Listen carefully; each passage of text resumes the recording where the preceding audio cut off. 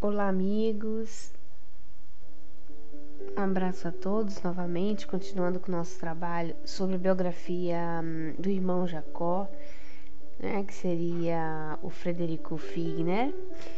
E hoje, para falar especialmente dele, como ele virou ou se converteu, como a gente quiser chamar, em espírita, não é?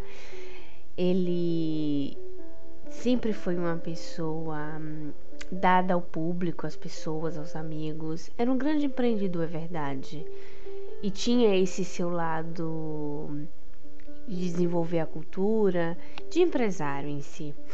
Mas ele tinha um amigo, se chamava Pedro Saião. E Pedro Saião era espírita, né?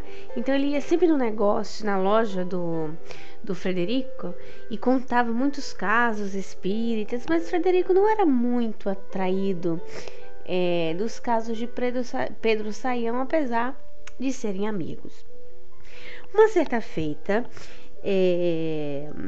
Frederico tinha, o Figner tinha uma filial da sua empresa em São Paulo, e um dos seus funcionários contava para ele sobre a doença, não é? Sobre a doença da sua esposa, e comoveu muito o Frederico Figner. E ele disse: espera um momento que quando eu for no Rio, eu vou trazer para você. Explicou a situação, era um receituário mediúnico. E assim o fez, ele foi para o Rio, pegou o receituário e trouxe para o funcionário. Sem explicações, a esposa do funcionário dele curou-se. Era uma doença complicada ligada aos rins, e os médicos não sabiam explicar como era possível que aquela senhora se tivesse curado dessa maneira, não é? E Frederico Figner ficou de boca aberta, entusiasmado com aquela situação. Mas não foi ainda a situação que puxasse ele para a doutrina espírita. Tantos outros casos aconteceram. Depois aconteceu um outro caso de um senhor, um homem, que entra na sua loja desesperado, sem emprego, dizendo que já tinha batido em porta, que as crianças suas choravam de fome. E Frederico se comoveu, deu dinheiro a ele para que ele pudesse alimentar as crianças, a primeira coisa, e que ele voltasse entre uma semana para ver o que ele poderia fazer. Ele deveria ter a intenção de arrumar um emprego justamente para esse senhor. Quando esse senhor sai, ele olha porta fora, triste e abatido, ele olha para os céus e fala: esse homem agora falou para mim, pelo amor de Deus. Então, se o Senhor existe mesmo, se tem esse poder, como dizem os cristãos, então que o Senhor arrume uma solução para a vida desse homem. E tudo bem. Passou-se uma semana, esse homem volta novamente para a loja de Frederico e, felicíssimo, muito alegre, conta para ele que sua vida melhorou muito, que um amigo lhe arrumou um emprego e que ele estava muito feliz, que um dia pagaria o dinheiro que ele emprestou, né? E diz muito interessantemente a Figner que ele tinha arrumado um emprego de jardineiro, e que ele se sentia muito feliz porque ele ia ser jardineiro, ia cuidar da natureza, ajudar Deus a manter a natureza em saúde, dos jardins públicos. Então que ele iria cuidar com tanto amor, não é, dos jardins, e muito grato a Deus. E a partir de então, Figner se comove, e já se sabe, já se ouve falar vestígios seus já na doutrina espírita em 1903, né, frequentando o centro espírita desse seu amigo Pedro Saião. Ele especialmente trabalhava com mediunidade, ele era médium passista, interessante, né? Por sinal, conseguiu até algumas curas através de dar passes. Ele era muito dedicado naquilo que fazia, e também ficava horas e horas esperando o receituário mediúnico. Ele se dedicava tanto para conseguir solução para os problemas das pessoas de saúde. Figner, já na velhice, isso é interessante também,